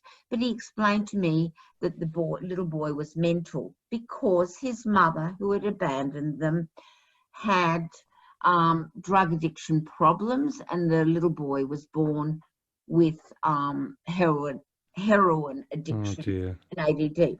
Now, the 11-year-old was looking after him, but he was really telling me, I trust you through story, and I've got a life I can't control. And I'm talking to him and said, what do you want to be when you know, grow up? And he said, oh, I'd like to be a firefighter. And I said, that would be wonderful. Then he stopped. He said, oh, no, but I can't be a firefighter. And I said, why? You can. No, I can't be anything. Oh, are you serious? Yep, this 11-year-old. And my heart broke because kids feel what adults do to them in their life. They don't have the ability to articulate it, be it bullying or parental breakup or whatever the issue is. So story is a way for them to jump into books where they can find friends and ways that they can get out, that they know they're worth something. And that's that's the major reason I write. So this little fellow, which really broke my heart, I told him he was valuable. I said he will be everything he could be. And of course I gave him some books, and he said, can he, see me again? And of course not. I live in Australia and he's in trouble. But I did have the opportunity to speak to his teacher and say, please, that child needs some support. And she said she would refer to the school counsellor. Good. But the thing is, the counsellor may or may not help him. But I and my books were able to validate that little boy so he knows he's something. And one thing I've learnt, they remember that. That may be the only thing he will remember that gives him strength. Yeah, that's that is absolutely amazing. And even, once he's read the book, even if, for example, it's lost or taken away, they can't take the story from that he's brought into his, into his imagination and into his life. And then that's a sense of power for him moving forward. But wow, it must have been a really difficult situation. I know it's a beautiful situation as well, the fact that you're able to touch kids in such a profound way, but it must have been difficult, especially asking to be able to see you again. And I mean, were you able to ever follow up? Because I know it'd be difficult with privacy and whatnot over there. So well, I followed it up immediately. I never let a situation slide. Apart from, giving him books for this and validating him, it was really the fact that I did not leave him abandoned. He was reaching out to an adult who he trusted, me, and I made sure that would be followed up with talking to his teacher, introducing him, making sure she knows this kid needs some support. And, you can only do so much, but even a little thing of showing that child that he's important can be very life-defining, that he knows that he's not alone on this earth, trying to cope with really difficult situations. Look, I get emails, a lot of emails about the fact that kids and young people and parents write to me as well, that they think I personally know them because they're so engaged in story that they know me. Wow. And they write to me, and parents write to me, and they say it's changed their kids' lives. Not every kid, of course, but enough, the ones who need it. Having a little bit of experience, seeing when my mum was helping out for quite a while there, but seeing the effect of, call it bullying, calling it abuse. I just call it evil. But what can be done to small kids, and that can often require them to be taken from the homes and whatnot. But it's just so important, I think, and testament to one of the big goals of your writing, because I can't imagine how scary it must be if you're a young child put in a position with no choice but to be scared of adults, which is basically the whole world that can control your everything, every inch of your life. So in effect, you become waking up in a world of monsters, really. But then I can also see how a book such as something like the I Am Jack series, when they take the time to read it, it gives them the confidence to trust you as the author in a world of monsters that is, when I say world of monsters, where adults can be monsters. So you're not really going to trust adults if something very severe has happened to you, which I've seen quite a lot. But that's you talk about the power of story and the power of words, and there's probably no truer power than the building of trust through a story, and reaching that audience that otherwise may be too scared to ever bring up or ever discuss their feelings. Yeah. And kids are different readers to adults. If they love a story, they will read it again and again and again. They will read it 10 times more because they get succor. They get comfort from the book. They don't know why, and it doesn't matter that they don't know why, but they know somehow there's a friend there. And they'll read it many times. Speaking of reading it many times and not understanding why, but loving what they're reading, or perhaps just enjoying that expanding imagination that they're gaining, I wanted to quickly chat about maybe a little bit even younger readership, because I know you've released at least 4 picture books, all that I can see are beautifully and warmly illustrated, and the titles including, let's have a look here, Elephants Have Wings, Gracie and Josh, Ship in the Fields, and The Boy in the Big Blue Glasses. Now, I was just wondering, what do you think was the catalyst for you to write the picture books, like to begin that process? Well, basically, I've got grandchildren, which was very clever of me. And Congratulations. yes, I'm very clever. So the thing is that, they're so funny kids. They're hilarious. And they have really weird observations, and they sort of inspire me. But they think deeply, even as very little ones. And I come from a family of glasses, and really having glasses, people just accept it. It's visual impairment. If I don't have my glasses, I cannot see. I cannot be all I can be. And my grandson had to get glasses, and little. And he didn't want to wear the glasses because he said, when I wear the glasses, no one can see me. Oh, that's a different. That wasn't what I was expecting. No, because we're not in the minds of children. No. Can't wear it because no one will recognize him. And it's not true, but that's how he feels. And kids don't like to be different. No, I know that. They can't, and he will be different. And you know what? It doesn't matter if it was glasses or if it was a hearing aid or if he had a strange mole on his head, whatever. They don't like being different.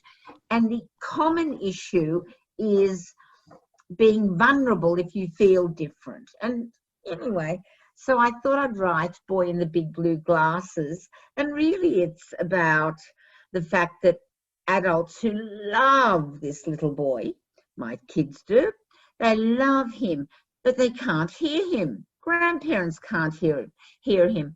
Often we do not hear what children say because we're very busy with our ideas.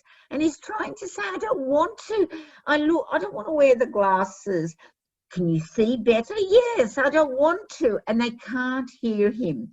And really by the end of the story, they do hear him, And it's all about loss of self-esteem. If you are not heard and, you know, you're having your own emotional life, you feel more and more isolated. And once everyone recognizes that seeing is good and he's involved, his self-esteem returns. Kids are so vulnerable, and their self-esteem is often determined in that first 7 years of life. And it's really hard to change that perception of yourself. You get defined by what other people call you.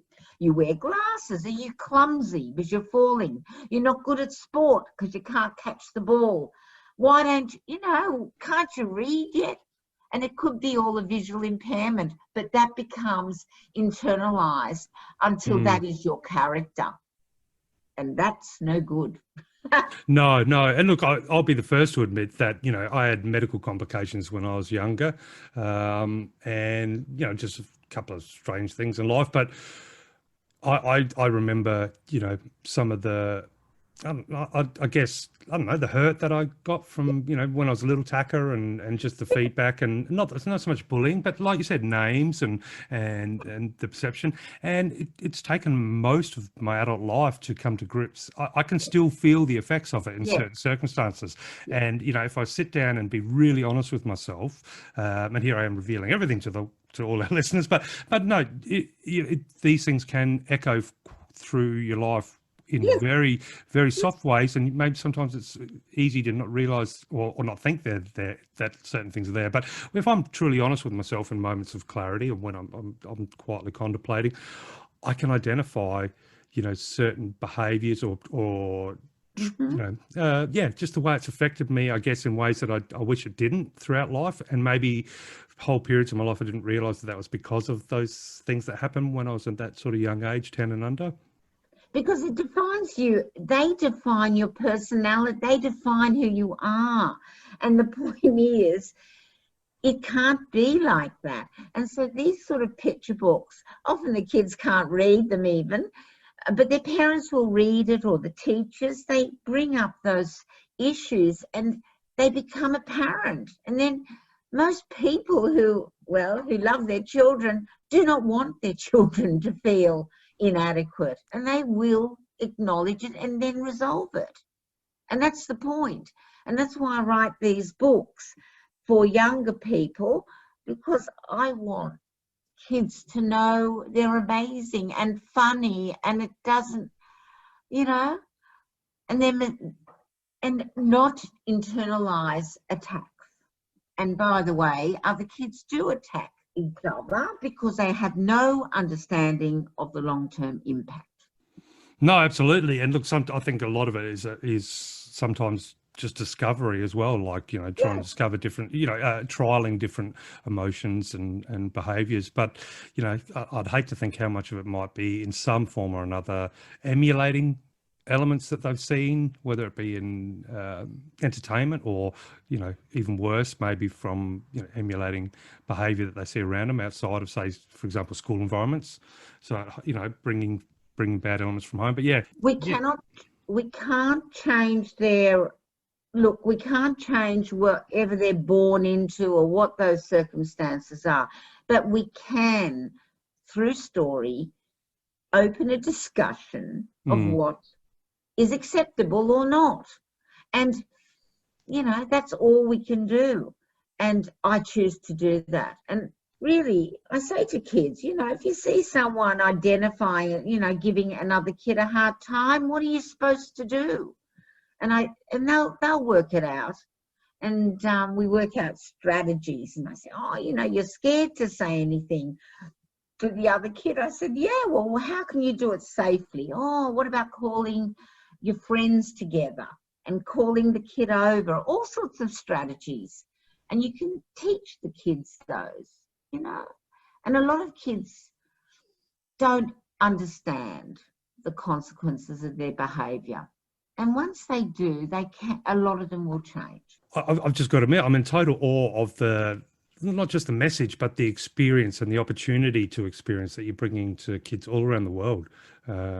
Especially giving them that opportunity to validate their own experiences too. Like you said earlier in the conversation, not to be told what to feel or how to think, but to take your hand or share in the flashlight to illuminate what's beyond the shadows, and discover their own validation and their own place in the world through your work. So this will lead me to, obviously, your art has taken you all across the world, and I have no doubt, all the journeys, on all of your journeys, you've probably touched so many people from diverse cultures, from different backgrounds, from different whole reality experiences. But I'm wondering, Susan, thinking back to the writer and person that was Susanne Gervay before all of your global travels began, and now thinking of the person that you are today, what experiences would you say, or do you feel, have had the greatest impact on the growth of your heart and soul? Well, as the daughter of refugees it was a pretty emotional and difficult life, I was fully aware of, I suppose, the power of evil in the world, even from a very little person. And I felt very disempowered. I tried to be really, really good. I did. To make up for the sins of others. Even as a child, kids feel so much. Becoming an author, which was much later in life, I always wrote, just because you always play music. You just do what is in your DNA. I was a writer from birth, but I wouldn't necessarily have gone to publication. Publication has been very defining for me. It's been a very hard journey to get books published, to, carry out the writer's life, which includes enormous amounts of, school visits and festivals and all sorts of things, and difficulties in getting published, and censorship, and all the complexities of any profession. But one thing it has given me is the belief that I'm doing something of value, that child who was me, who was so afraid of the world, is braver, and I feel empowered to reach out to others who feel disempowered. And it is a glorious thing to feel. Not all the time I feel like that, but enough that I know that makes my life, it validates my life for me. Oh, so beautifully put. And wow, it must feel great, to know that obviously, as you mentioned, when you were little, you were already aware of evil in the world, but that obviously didn't stop you finding some bravery, throughout life to march forward, and then from that bravery, discover a journey that's going to reinforce your bravery and give you a greater sense of doing something positive to the world, as you mentioned, which I think really is a goal for so many of us, to think that we're actually making a difference somehow, whether the smallest way or a profound way, in any way possible, if we can be making a difference. And I'm so happy to hear that writing has given you that opportunity, and given you the tools, and given you the life, and just given you the inspiration. And at the same time, your writing has also inspired so many people around the world, especially the younger people who are our future generation. So I think if the future generation has read one of your books, then we're in good hands. I hope so. Actually, I had to laugh. My son was in a backpackers in Spain, and he was hanging out with other young people, of course, and I don't know how they got to talking. A girl he was with said, "Oh, what does your mother do?" And he said, "Oh, you won't know what she does. She's a children's writer. What does she written?" And he said, "You won't know. She was American. She won't know what she's written." And he said, "It was I Am Jack." And she said, "But I studied I Am Jack at university." Oh, no way. He thought it was hilarious. And you said you're not a superstar. So in a small little backers halfway across the globe, and as soon as they tell your title, you're already known. That was an oddity. Story. No. It was odd. Cool oddity, though. Yeah, it was nice. Well, look, you have achieved so much already, and no doubt the journey is just beginning. I would just love to know have you got any new goals you've already set for yourself, for the rest of this year or in the next year? Have you got any big sort of adventures planned, big goals? Well, What's your next challenge that you're going to conquer? Well, it's not so much conquer, but it's continuation. I'm very, very involved in advocacy for literacy. Hmm. And as head of the Society of Children's Book Writers and Illustrators, I'm at the moment planning a retreat, a writing retreat with my friends, with my team for Australia and New Zealand. And I'm just hoping we can go ahead with it with COVID. I've got, I am part of, as a patron of Monkey Bar Theatre, advocate for youth theatre. I sort of am involved in lots of literacy campaigns like Room to Read, which has brought literacy to more than 20 million children in Africa and Southeast Asia, and Books in Homes, which has brought about 3 million books to Indigenous and disadvantaged kids. So Oh, that's I'm very incredible. heavily involved in all that, which takes a lot of time when I should be writing. I was going to say, can you tell me the secret? How does someone not sleep? Very true. But I'm planning to start a new writing venture, and I'm trying to control my not-for-profit work. I don't know, I just get involved in that. People always ask me, will you do this? Will you support that? And I'm trying to learn the word no, but it's really hard. Yeah, I agree. Saying no is difficult, especially when everything's for good causes, and That's right. and especially when it's doing something good or bring something positive to someone's life. So, yeah, I imagine saying no is almost impossible. But look, before we end, I just want to say thank you so much. It has been really, really special talking with you, and inspiration is an understatement. Inspiring is an understatement. And I'm definitely humbled to be able to chat with someone with all of your achievements, someone who has had so many opportunities to bring such a positive attitude and positive goals to, cultures and kids from all across the globe. It is just, it's been a very special interview for me. And I really thank you for taking the time to chat with both myself and all the listeners of the Australian Book Lovers podcast. But for a final question, I was just wondering, what sort of positive message would you like to share with all of our book lovers and all of our passionate authors as together we try to navigate what is for many, a difficult and unique time in history? I believe that we'll all survive and grow as long as we have community. And the community, certainly for creators, is the community of the arts. I just don't know how anyone, even though creating is a solitary business, certainly for writers and illustrators, certainly for songwriters and artists, at the same time, it is not. So my great advice is get involved with your amazing community, and you will find support and happiness and celebration and condolences and growth. Beautiful words to finish with it. Yes, absolutely. And that kind of makes me think maybe we should all start a new movement, slowly but surely, something along the lines of turn off the news, go say hello, because that. Talking with you today has left me with a huge smile on my face, huge motivation. And when we're finished and I get back to work and I'll inevitably open up the news, it's probably, it's like, oh man, what's wrong with the world? But the world is fantastic when I'm said, especially in this moment in time when I have this opportunity to sit here and talk to you.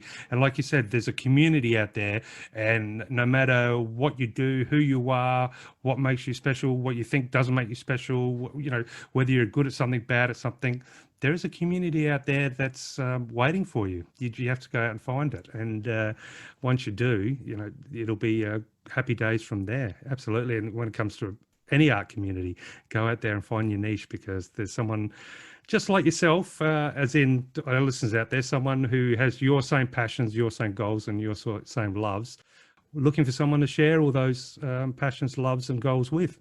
I thank you for those kind words. And most importantly of all, look, our audience is growing every day. So, but I can't guarantee Eminem is listening just yet. But if he is, if you are Eminem, I think this is a perfect opportunity to send some signed posters Suzanne's way at a minimum, and also maybe a sneak preview of the new album.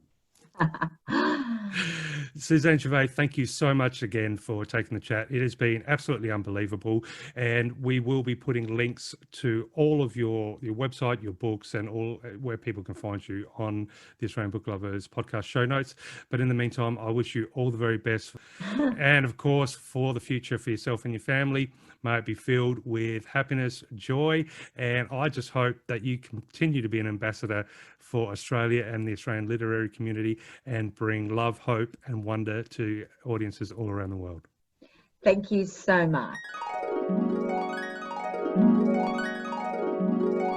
Well, what a brilliant interview, and very well done to you as well. And thank you for sharing, some fairly vulnerable moments with Susanne. Yeah, I think all guards go down when you talk with someone of that with that sort of passion and completely disarming magical character. So that's the perfect word, disarming. Yeah, absolutely, and it's definitely someone you could just talk to for hours and hours. And I certainly hope we have the opportunity to chat again. That's for sure. I would love to have her back on the show, as with all of our authors. But definitely Susanne was super fun. Yeah, and she covered some such a breadth of topic in the books, girl bands, bullying, Never Too Old to Start Again, gender equity, the Holocaust. How do you explain that or share those really difficult, sensitive topics with middle grade readers? I mean, that's amazing. And that sort of struck us about, a theme about dealing with sensitive topics. So what are your thoughts around that? Do you know what? I was thinking about that today while I was doing my pretend job, my other job. Or the one that pays the bills? Yeah, that one. No, it's a good job. But definitely was giving a lot of thought, because it is something. It's kind of a theme or an element of my writing that is something that I'm trying to. It's definitely a skill that is still at its very early stages for me, in the sense of when I read something that is confronting, or perhaps where there's no filter, in the sense of what has to be said needs to be said, and perhaps sometimes the language used might be full on, for want of a better term. But you know what I mean, when you read a particular incident or paragraph, setting, chapter, sometimes even a sentence, but when it reveals and strips back and brings a raw element to sometimes an uncomfortable aspect of life, or maybe a tragic part of life, or maybe just a shocking and brutal part of life. Always, when I read, whether it be non-fiction or fiction, but I always feel very grateful that the author went there. Because it feels so honest, and it definitely, sometimes it packs a punch, sometimes it makes you have to reflect on things you didn't want to reflect on, whether it be on elements of yourself or whatever it might be. But then turning that on its head when I'm writing, and I feel like something might need that little bit of an edge, or there's maybe a theme or a particular element that I want to bring in and sort of spotlight a little bit more, I find it really difficult. I mean, I'll read anything. I've got nothing shocks me in the sense of I won't say no, and I'm not reading that, or that was too far. And yet when I go to write, it's really difficult, because I feel like I'm going to alienate people. I feel as though maybe I'll switch off readers, or I'll feel as though, to be honest, I feel like maybe I'll lose respect. And that's when I realise, wow, the courage that a lot of writers have, or any artist that pushes the boundaries, or reveals, intimate aspects of their own experience or personality, that there's just such a courage there to do that.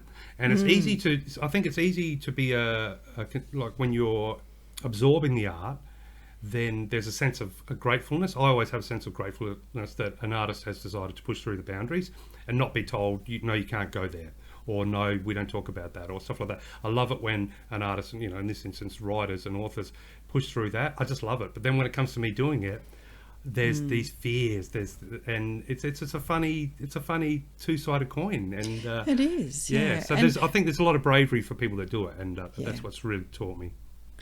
There's been some really interesting articles that I've looked at, sort of preparing for this discussion, but there's one that I thought would be good to just give you a little bit of a snapshot for readers. This is from a blog, thinkingthroughourfingers.com, which is Helen Boswell's blog. And she says that given the wide, because you can call sensitive topics or trigger topics. So trigger topics are subjects that generate strongly negative emotional responsive. And, while we like our readers to get an emotional response, having those negative triggers can be, as you say, very difficult. So this is some words from Helen. Given the wide range of experiences in your readers, I posit that there's no way to predict all of the elements of your stories that may serve as triggers. However, you might reasonably assume that what you've chosen as the character's primary struggles or fears will resonate on a personal level with some readers who have had similar or at least analogous struggles or fears. Ideally, isn't this what every writer wants? To have our readers to be deeply affected by our stories. Readers are more sensitive and also more vocal than they were 50 years ago, and this is a natural result of social media and increased social connections. But it's also because of an increasing social presence and conscience. Voices in our society rise with the call to address lingering social problems such as rape culture, racial inequality, gender discrimination, and mental illness, just to name a few. So there you go. Very interesting words there. And I thought that kind of wrapped it up, fairly succinctly. There's, for me, and I'm going to say this off the cuff because without giving it too much thought, and I probably should give it more thought, and so I don't mean any disrespect to anybody out there, but my initial gut reaction is like to say you've been triggered or trigger warning is just a slippery jacketed form of censorship. Because for me, ultimately, for someone to say, "Oh, that's triggered me, we can't have that," it's taken the focus away from the work of art and the artists who created that work of art and the experience. I don't think it's necessarily that it shouldn't happen. I think writers that put there are trigger warnings in this book, or reviewers who say there are trigger warnings, it gives readers an opportunity to go, okay, well, I won't read that because it does have attempted rape, or it does have child abuse or something like that may trigger you. So it's not to say don't write it, but it's to say that if you're a reader, be prepared that this may trigger things. And what Helen is saying is that you just don't know what it is that might trigger. There might be something about spiders, there might be a fear of blood, so it's not something that you can or that you should. As you say, you love reading all those things and it doesn't trigger you. No, but I guess my thought is, as a writer, do you have to worry about triggering somebody? No, you write your story. Because then you start to censor yourself, see? No, that's not what you're saying. And I don't think that's right at all. Oh, no, I don't think that's what just the article write said. Your story. But be aware that there might be readers who will react strongly, negatively, because of some of the things that are in there. And isn't it interesting that, I understand to say there may be trigger warning, there may be elements of this story that may, be uncomfortable for some readers. I 100% agree with that. And because, you know what, that's nothing new. Being a movie lover, you go to the video store and it's G-rated, PG or NRC back in the day, and then PG and M, and now you got MA and MA plus or 15. You got R-rated, and not only that, you've got a description there: R-rated, high-level gore, high-impact sex scenes, whatever it might be. Yeah, it makes it very difficult to or now you're just clicking down, stream it. But through the warnings, the ratings, and everything, to turn around and say that should, that was shocking and it did this to me and that to me. The onus is on, So it's a weird situation, but at the same time, I do understand that there's stuff to be spoken about that's going to cause somebody to perhaps feel really uncomfortable, and I get that too. Yeah. But it's such a difficult thing, and I guess that comes back to what I was saying before. When I read someone that's willing to push boundaries and say something that may have a huge impact on somebody or groups of people or anything, but it's the truth, or at least the truth from that perspective. And if you do the topics justice, readers will respond accordingly. So what is suggested is, number one, you deal with the emotions and make sure that you you understand your own emotions as you write the topic, because it could be very sensitive to you as well. And secondly, kind of know your place, so that if you're writing about things that you don't know a lot about, then make sure you get someone who does, or who's had that experience. Get a sensitivity reader who says, yep, that works, or actually no, that's not quite right, or what. So don't put token characters in. I'm just reminded of you, don't put in a character perhaps who has obsessive compulsive disorder if you're not prepared to give that character more than just that particular aspect, of their life, and mean that's the token character. Diverse character. Yeah. Which is shocking. And the other thing lazy. that, the sort of third thing, so we've got deal with the emotions, know your place, but trust in yourself. So, when you write the story, you write about sensitive issues, you are writing really most often from your own experience. And even if you're giving it to a fictional character, I feel like most of the time I've got a sense, or I've had an experience, or I know someone close who's done those kind of things. Okay, maybe not ride dragons or do magic, but wouldn't that be good? But yes, trust in yourself as a writer. And I think trusting yourself as a reader. Yeah, absolutely. And I've stopped reading books because I've gone, you know what? Yeah, no, I'm just not up for this today or this week or ever. And I just will stop reading. Yeah, well, there you go. The ultimate remote control, isn't it? You just close the page or shut down your tablet, whatever medium you're using. But that's the wonderful challenge. Books can be challenging, and that's what I love.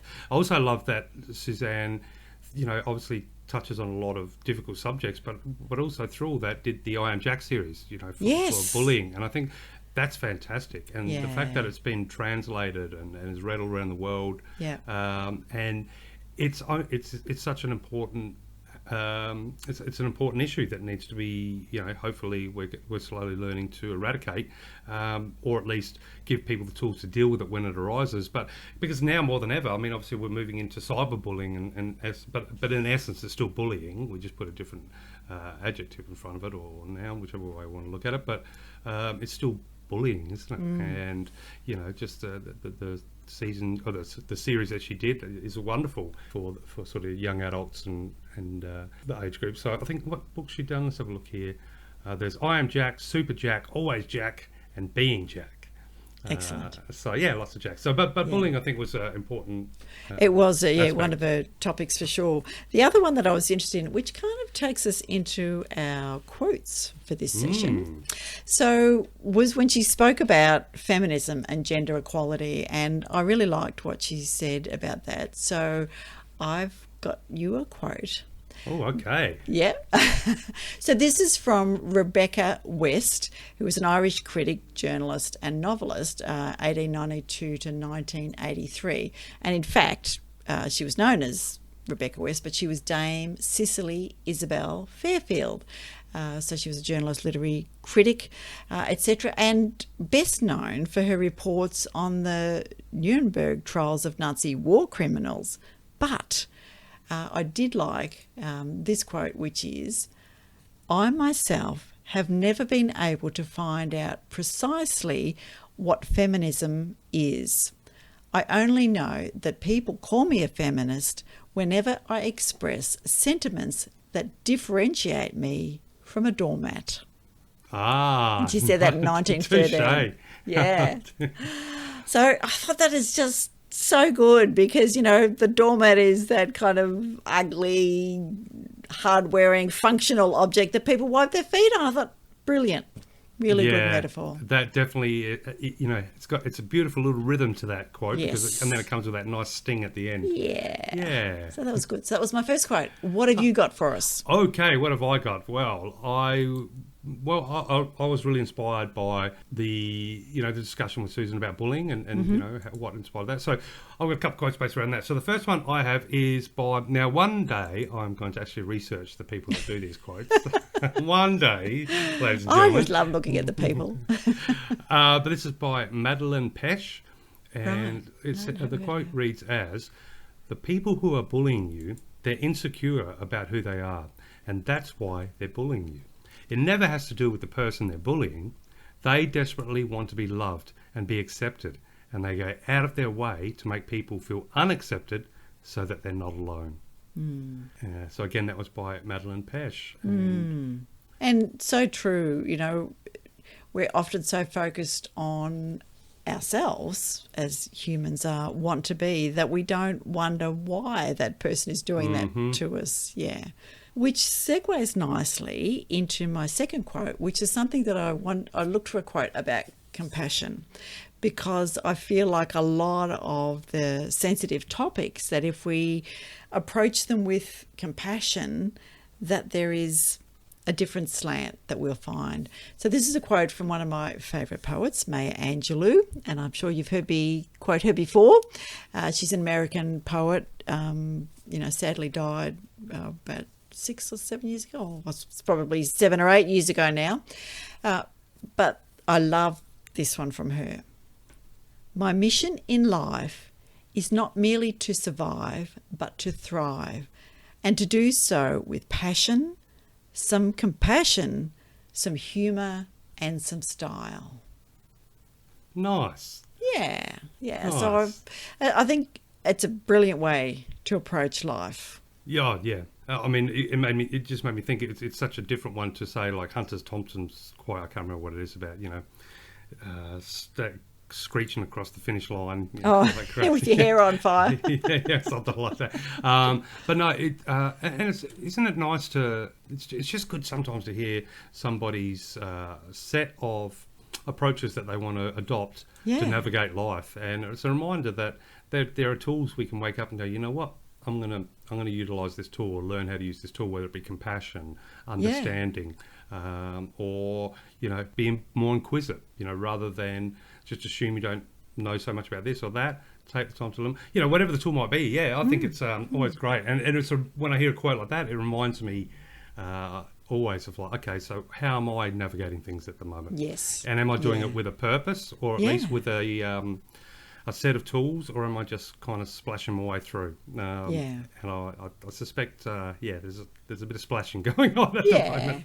And look, it's perhaps just slightly different from what Susanne was saying about most of us just want to, live our lives, live our ordinary lives. Maya says not just to survive, and I don't think that's quite what Susanne was saying. I think she was certainly saying she wanted joy and passion and all those things in her life, but Maya challenges us to thrive and to do it with passion, compassion, humour and style, and I really love that. Yeah, definitely a good challenge. So what have you got for us? What's your second quote? My second quote reads as this: for too long, our society has shrugged off bullying by labelling it a rite of passage and by asking students to simply get over it. Those attitudes need to change. Every day, students are bullied into silence and are afraid to speak up. Let's break this silence and end school bullying. And that's by Linda Sanchez. And I think that, I guess one of the important aspects of that quote for me is this idea that it's a rite of passage. Because in a way it kind of is still ingrained like that. I don't know I had much to about go through it, now, therefore you have to go through it. Toughen up. And it's not true. It's a generic rite of passage, that rite of passage idea, because it's the same thing, if you start a new job or a new position or whatever it be, it's almost like you have to prove yourself. And it's to the point, and that's where it's like a club, isn't it? No matter what it is, whether you're getting into the music industry, well, you got to prove yourself on stage. Well, we got all the bad gigs to start with, or short story writing, and maybe you're just not getting into making it anywhere in the competitions, but you get to that's the way it goes. You've got to get 1,000 rejections. I've been there. It's still that it's ingrained into us, I think, and it can be useful, but maybe there's elements like bullying where it's been misguidedly placed or applied. But hey, who am I to know? Was I bullied? Yes. Was I a bully at some point? Probably, in one way or the other. Absolutely, I'm not going to stand here and say I wasn't. But it'd be nice to think. I'd hate to think bullying is still prominent today, but I know it probably is. But yes, I think sadly it is. Yes, but Never mind. But on a good note, what a episode 44. I mean, this is Brilliant. This is the power of someone like Susanne. There's so many topics. It can get passionate. It can become, you find yourself suddenly stepping into murky waters of not discomfort, but shall we say, difficult areas to discuss. And it takes someone like Susanne Gervay sometimes to bring people there. Not only that, she has at the same time she has that gift of bringing that same challenge to children as well around the world.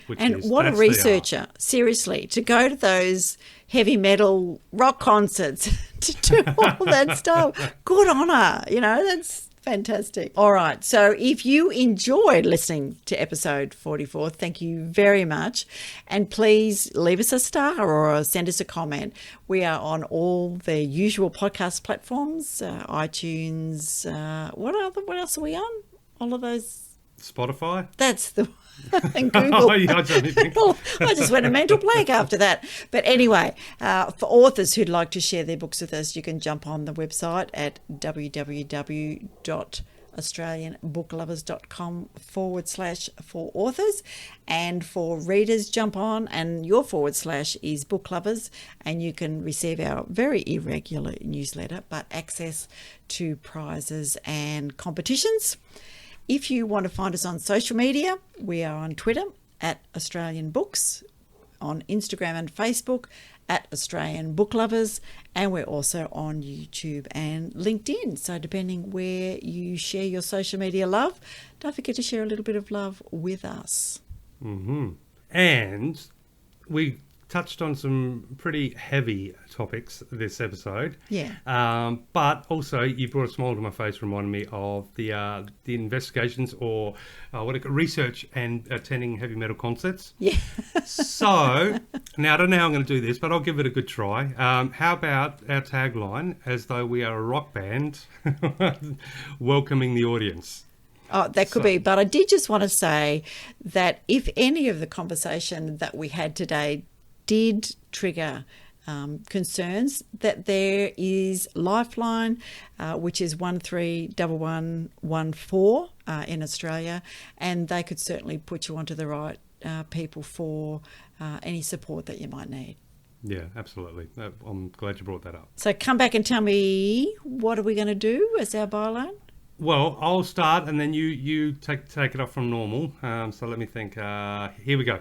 So we're going to be heavy metal musos. But heavy metal. I can't be a heavy metal muso. Yeah, I like listening to Nora Jones and the Eagles. Well, I'll pretend you're the Eagles, but we're on stage. The crowd's screaming. We've just come out. The lights are on, and we say, "Hello, Australia! Okay. It's so good to be here." And remember, two, three, four, Aussie, Box, woo! 1, 2, 3, 4. Thanks everyone for joining us for episode 44.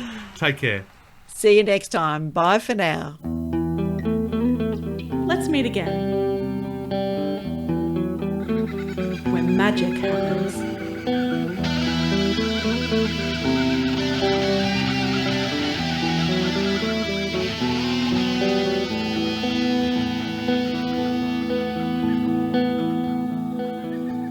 Australian Book Lovers acknowledges First Nations peoples and recognises their continuous connection to country, community and to culture.